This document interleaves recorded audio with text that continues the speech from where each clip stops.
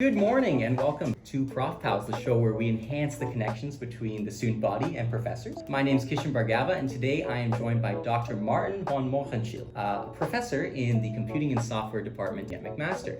Dr. von Mohrenschildt, thank you so much for joining us. Now the first thing we want to clarify is the name pronunciation. Martin von Mohrenschildt. Mohrenschildt. Okay.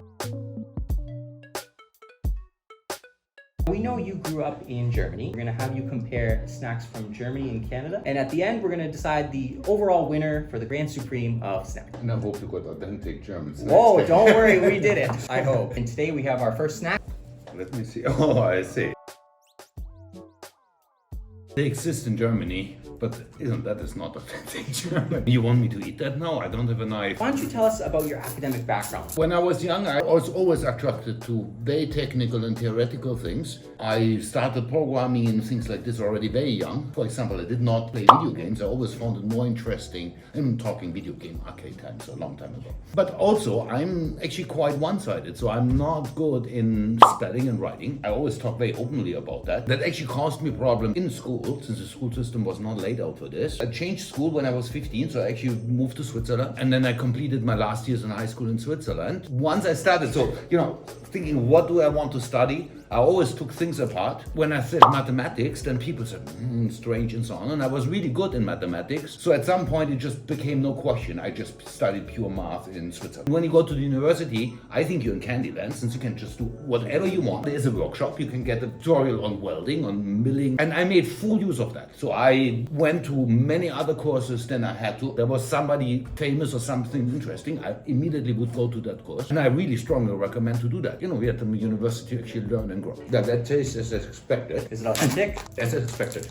No, they look very... Yes, this is Canadian. So they put a lot of spices in there, so it does not really taste... But you know what? In Switzerland, you can find them too. They would not be as fatty. I prefer the German one. German one. Yeah. If you were on a desert island and you're stranded and you can only bring 3 tools from your engineering lab, what 3 tools would you bring? I need paper and pencil. That's the key thing for doing mathematics. I like programming, so I would not mind having my laptop. This is to survive. That's what I mean. Oh, okay. Oh, you mean for food? Since the next thing I wanted to bring is my piano. Oh, okay. So for entertainment. So I was thinking more in that terms. Now we'll get on to snack 2. Oh, cheese. Interesting. I don't know butter cheese, but I will try it. What do you do with all of these things? We don't want to waste them. Oh, no, we were going to give them to you. Oh, you give them to me. Okay, that's fine. It's a mild cheese. I lived a long time in Switzerland, and that is not cheese. Yeah. This is some artificial kind of thing. I do not believe it's cheese. So I prefer that one. Why don't you tell us more about your research? Yeah, my research, it's an interesting one. I turned into an applied mathematician. So I absolutely like the traditional mathematical things, differential equations. On the other side, I like programming. So that's really where these things came together. Mainly I do signal processing. So say jokingly, I attach sensors to everything, to humans, to cars, and try to find out what's going on. So the interesting thing for me is that machine learning and AI is actually a blessing, since we did all of that stuff already long time before, and now it's much easier to get grants and everybody's interested in it. Don't think that machine learning made your math requirements easier. Machine learning made your math requirements much more important. Machine learning is not an easy thing to do. You don't want to use it as a black box. Machine learning doesn't mean it's an artificial brain. It means you have more power, but it is all mathematics based. It's very important to actually study these kind of things, since you don't want to see machine learning as some secret magic. Since once you understand what it is, there is no intelligence behind it anymore. So are you a supporter of ChatGPT? What do you mean a supporter? No, I'm a very big critic. I completely object using the black box. Many people just heat up the universe. They're just training computers in a blind way. I think it's better to use the brain by spending more time on understanding. Let's talk about the simulator itself. So for those of you who don't know, Dr. MVM here has a huge simulator in ITV. Why don't you tell us more about that? I call it always a minivan size. Move 6 degrees of freedom. It weighs 2 metric tons, the whole thing. And the purpose of it is that we conduct experiments on humans. We have a virtual environment. We all know that from video games. Several screens, headset. You can do surround sound. But the other thing is actually to feel accelerations. And we can study many different things from medical aspects, driving. And at the current moment, we are actually studying truck drivers and systems to train truck drivers in as systematic way as you would train pilots. And if one wanted to ride in the simulator, are there tours? Tours in the sense that you can sign up to be part of an experiment suite. And that is actually more interesting than a ride, since then you can actually sit there with a PhD, a grad student, who will wire you up for an hour with EEG on the thing, and you can ask all the kind of questions why grad studies are nice. Here we have snack number 3. Oh, there we go. There's no question what I like. Right? I like pretzels. That's a good pretzel, actually. So I'm happy with that. That's chips. That's fat. There's no fat since they are here. Oh, these are even vinegar ones. So we know both your parents were in the medical field. Yes. And you switched to engineering. What was kind of the deciding factor on that? It's an interesting one. So my parents have traditional family medicine. That was very different than it was here. So they would have to go out at night. I'm a more technical person. Medicine is at the non-operating level a social thing. What I learned is, my mother said, my mother would have said, what is her best medicine? She said, it's my hug and my handshake. Since the vast majority of the people coming in there are not physically sick. And even my father over the years felt that he was more technical, but the majority of the things he has to deal with people who live the wrong lifestyle and they don't listen to him. So that was one thing, but I'm just one-sided. I always, like when I was a small child, the first thing I took was a screwdriver and I took things apart. So I was always on that side. Okay. Here we have snack number 4. It is... Oh, there is such a big difference between American and Swiss or German chocolate. The taste is completely sweet. They're using different sugars so that you can immediately tell the difference. Now, I'm very spoiled since I was in Switzerland. So there's over in Germany, some Germans actually like Dutch chocolate. I don't like the Dutch chocolate, so I'm actually much more on the Swiss chocolate. Switzerland has a chocolate culture. You can go in a store and you can buy Trüffel du jour. This is chocolate which is made just for one day. A whole day, like me? Or? It's made fresh in the morning and you eat it on one day. It will not hold longer. Then they have the 3-day ones and then they have the ones which hold longer. But I take first a piece of the American and then I take When you were very young, you moved to a boarding school, right? And can you talk about kind of the challenges that faced that and why overall you decided to do that? It's a very difficult one, but it was also one of the most important things for me to move. So I come from a small city, which I appreciate. So I'm not saying anything against small town life. I actually will want to move back into a small town life. But I did not 100% fit into this school. And at these times, even the teacher would bully you. That were completely different times. So they would call me by my last name, call everybody else by their first name. They would make fun of my name and things like that. Then comes the other thing, which I find a very strange one. Society seems to think that language is the most important thing. Mathematics is something you can say you don't know. So it's absolutely acceptable to say, well, I don't understand mathematics. But if you say, I'm not good at language, you have to be dumb. It's a very strange thing, and you will find that. You even find that in big convocations. So somebody goes and reads poetry. I find it very strange. I could go there and read formulas, but the perception is very different. Why do I have to like the poetry? Why am I not a good person if I don't like the poetry? I mean, I'm not saying anything about it, but I like formulas better. Oh yeah, who doesn't? Yeah. So that one had a big effect on it, and that needed me to change. The boarding school, it's really brutal when you go away from home at the age of 15 somewhere else. And it is quite a tough environment, thinking about bullies and things like that. Most people either made it for half a year and then they left home again, they couldn't hold it. I found the first half year and then I started growing.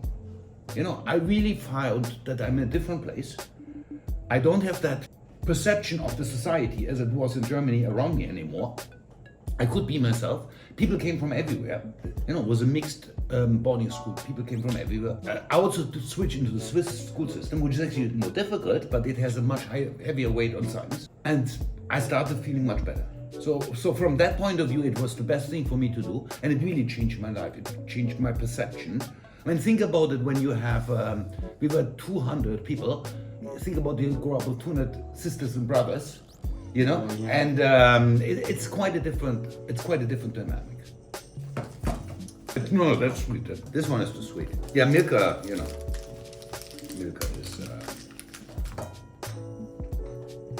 Yeah, and it has a different aftertaste. It tastes much more like chocolate in the aftertaste, not just completely sweet.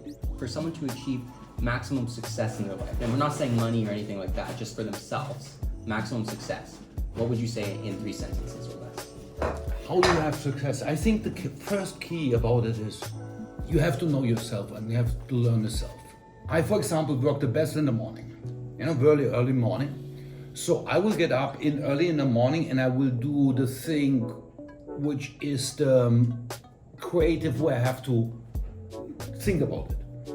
And then later in the day, I might just do administrative stuff. So what I'm talking about is, and when I'm working, I would not, my email is blocked, all my other things are blocked. You should not have even text. All of my systems are on fetch, not push. I cannot stand, why should anybody be allowed to interrupt me? Anytime. Yeah. I do not understand why people would allow that. When I'm focused on that thing, I do not want anybody. You have to find a way, obviously, that should be compatible with your friends, family, and your living environment. So your friends have to accept that there are certain kinds of times which you completely block for yourself to work. There's absolutely no point of sitting 5 hours in front of the computer if you're not productive. That's true. You have to really find out the right way, and that's how you can gain time. So that is for me the first important thing. You have to manage it. The other thing, you have to recognize what are your weaknesses and which ones you have to overcome in order to get better. Since we all know from physical workout to mental workout, if you don't like statistics, most likely that is holding back your research and your scientific things, since you don't like statistics. And the interesting thing behind it is this: if you get older, sometimes the things you don't like, you might actually find a big accomplishment when you sit to know yourself and you overcome them in a terms of growth. So I think that is an important one. Don't be afraid of something there too. You can figure it out. I quite often say, especially in undergrad, that is not a question of intelligence. That is really a question of sitting down systematically and knowing what you do. People tend to cheat themselves. What I mean with that is, when you look at something and you put it back, you do not know. You only know, that's where comes my sheet of paper and pencil in, when there's nothing there, and you take that sheet of paper, pencil, and you reconstruct what you do. And that's how I prepare actually for lectures. People don't believe that, but I do not use my notes from the year before. I start with a completely white sheet of paper, set myself down, and I write down the lecture. Then I can look or prefer how I did it last time. And then I have a vision when I come to the lecture. I know what I want to do, and it's just not reading some things. So I think don't underestimate the thinking self without. And Google is a really bad one on this. You can call it the blessing and the curse of Google. When I was a PhD student, it was nice. There were only so many papers. You could not come to the idea of Googling, oh, he did that already, he did that already. Too much technology is also not a good thing. Going back and thinking about things is an important step. And we're on to our final snack of the day. Here we go. Oh, you know what?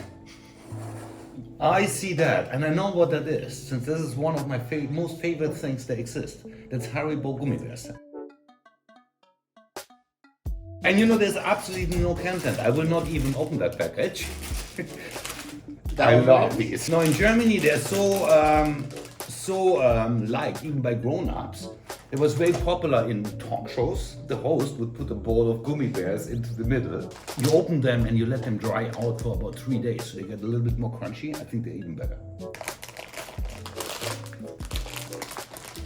That is just something good. Our final question we're going to ask you is, if students were interested in working with you, working with a simulator, working with anything like that, how would they go about that? What's the first step? Students have to understand, one thing. All the profs want highly motivated students at the end. Since that's what we Now, the next thing the students have to realize is, when you talk with a prof, you ask him about his research, there's nothing more beautiful for him to talk about. So he will talk for hours. I always allow undergrad students to come to my lab meetings, just to be there. And I have that every year. Some people from the 3MX, they come. So I think that's the first key thing to talk to them. Yeah. Okay. That's about it. So, I'd like to thank you so much for coming on the show and for giving us all your advice. And I enjoyed that. That was actually really fun. Yes, and now I hope I can take the German part with me afterwards. Only the German part. So I think we know who the clear winner is for you, which is Germany. So congratulations, Germany, and thanks so much again. Thank you.